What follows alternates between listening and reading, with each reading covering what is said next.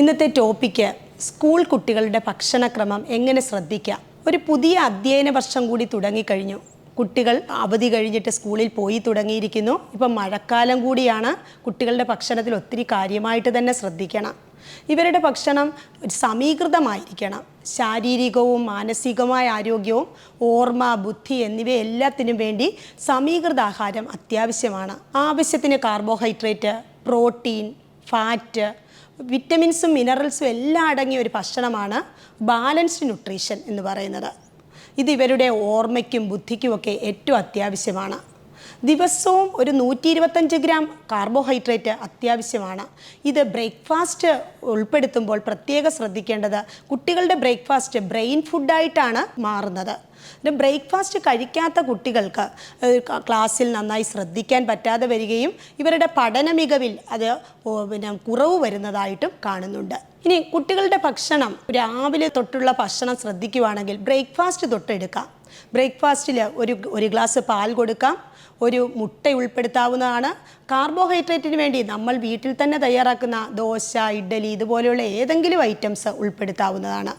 ഇനി ഇടനേരാഹാരമായി സ്കൂൾ കുട്ടികൾ കൊണ്ടുപോകണം. പ്രത്യേകിച്ച് 10 വയസ്സിൽ താഴെ പ്രായമുള്ള കുട്ടികൾക്ക് ഒരു ഇടനേരാഹാരം അത്യാവശ്യമാണ്. ഇവിടെ അണ്ടിപ്പരിപ്പുകൾ കൊടുക്കാം, ഫ്രൂട്ട്സുകൾ കൊടുക്കാം, പച്ചക്കറികൾ ആഡ് ചെയ്തുള്ള സാലഡുകളാകാം, അതല്ലെങ്കിൽ ആവിയിൽ വേവിച്ച എന്തെങ്കിലും ഭക്ഷണങ്ങളാകാം. ഇതൊക്കെ ഇടനേരാഹാരമായി ഇവർക്ക് കൊടുത്തുവിടാം. പക്ഷേ പല അമ്മമാരും ഇടനേരാഹാരമായി കൊടുക്കുന്ന വറുത്ത ആഹാരങ്ങളും ബേക്കറി പലഹാരങ്ങളും ഒക്കെ ആയിട്ടാണ് കണ്ടുവരുന്നത്.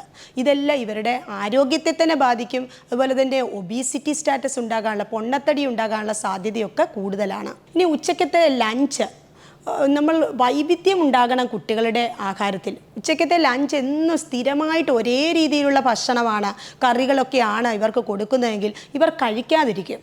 ഒരു വൈവിധ്യത്തിനായി ഈ ചോറിന് പകരം ഫ്രൈഡ് റൈസ്, ടൊമാറ്റോ റൈസ്, ഏതെങ്കിലും തരത്തിലുള്ള ഒരു വെറൈറ്റി പ്രിപ്പറേഷൻസ് ഇവർക്ക് കൊടുക്കുകയാണെങ്കിൽ കുട്ടികൾ നല്ല സന്തോഷത്തോടെ കഴിക്കുകയും ദിവസവും അവർക്ക് അതിനുള്ള സാധ്യത കൂടുതലാണ്. ആഹാരം കൂടുതലായിട്ട് കഴിക്കാനുള്ള സാധ്യത കൂടുതലാണ്. ഇതിൽ തന്നെ പച്ചക്കറികൾ തന്നെ അവർക്ക് ഇഷ്ടപ്പെടുന്ന രീതിയിൽ തന്നെ പ്രിപ്പയർ ചെയ്ത് കൊടുത്തു വിടാം. ഇനി സ്കൂൾ വിട്ട് വരുന്ന കുട്ടിക്ക് തന്നെ വൈകുന്നേരം വലിയൊരു ഫുഡ് കൊടുക്കാതെ ഒരു ഫ്രൂട്ട് ജ്യൂസോ, ഫ്രൂട്ട് സ്മൂത്തിയോ, അണ്ടിപ്പരിപ്പുകളോ, അതല്ലെങ്കിൽ എന്തെങ്കിലും വെജിറ്റബിൾ സൂപ്സുകളോ, ചിക്കൻ സൂപ്സുകളോ ഒക്കെ കൊടുക്കാവുന്നതാണ്. ഇനി ഇവരുടെ ഭക്ഷണത്തിൽ ഏറ്റവും പ്രധാനമായിട്ട് പ്രോട്ടീൻ അടങ്ങിയ ആഹാരം വേണം. പ്രോട്ടീന് വേണ്ടിയിട്ട് എന്തൊക്കെ തിരഞ്ഞെടുക്കാം എന്നുള്ളത്, അത് ദിവസവും 2 ഗ്ലാസ് പാൽ കൊടുക്കാം. അതുപോലെ മുട്ട, മത്സ്യം, കോഴിയിറച്ചി, പയറുവർഗ്ഗങ്ങൾ, അണ്ടിപ്പരിപ്പുകൾ ഇവയെല്ലാം ഭക്ഷണത്തിൻ്റെ പാർട്ടാക്കണം. അതുപോലെ വളരുന്ന കുട്ടികൾക്ക് കാൽഷ്യം പ്രധാനമാണ്. കാൽഷ്യം അടങ്ങിയ ആഹാരങ്ങളിൽ ഇലക്കറികൾ, അതുപോലെ എള്ള്, റാഗി, പാലുൽപ്പന്നങ്ങൾ, തൈര്, മോര്, മുട്ട ഇതെല്ലാം ഉൾപ്പെടുത്തുന്നത് കാൽഷ്യം ലഭ്യമാകാൻ സഹായിക്കും. ഇനി അയണിൻ്റെ കുറവ്, ഈ ഇരുമ്പിൻ്റെ കുറവുണ്ടെങ്കിൽ അവർക്ക് ക്ഷീണവും തളർച്ചയൊക്കെ ഉണ്ടാകാം. ഇരുമ്പിൻ്റെ കുറവ് നികത്താൻ മുട്ട ഉൾപ്പെടുത്താം, ഡ്രൈ ഫ്രൂട്ട്സ്, അതുപോലെ റാഗി, എള്ള്, ഇലക്കറികൾ ഇവയെല്ലാം അയണിൻ്റെ സോഴ്സസ് ആണ്.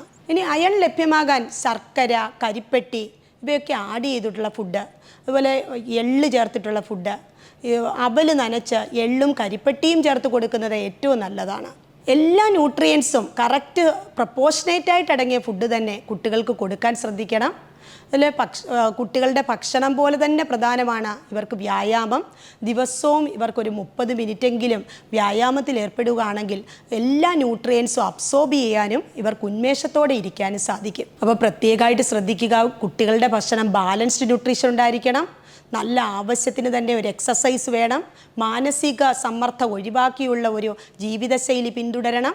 ഇതെല്ലാം നോക്കി നല്ല ഒരു മിടുക്കരായിട്ട് നമ്മുടെ കുട്ടികൾ വളർന്നു വരട്ടെ.